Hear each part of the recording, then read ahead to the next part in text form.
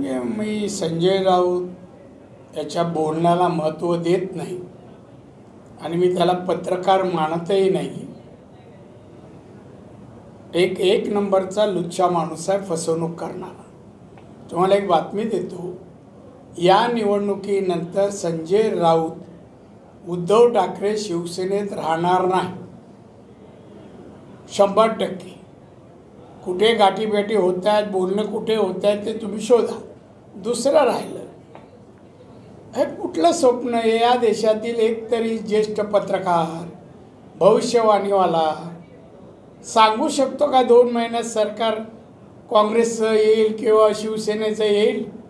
शिवसेनेचे 5 खासदार आहेत, 5. सत्ता कशी येईल?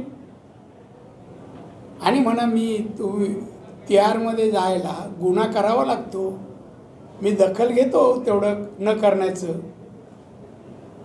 आत्तापर्यंत खोटं नाटक करून केसेस टाकल्या ना.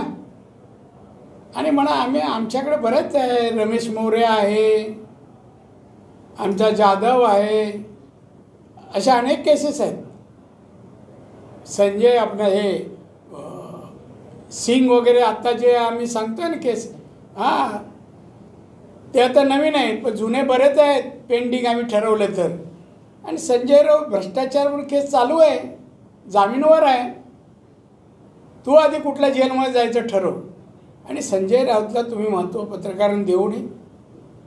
त्यांनी शिवसेना बाळासाहेबांची संपवली, उद्धव आणि आदित्यला संपवण्यासाठी त्याचे युक्तिवाद आहे.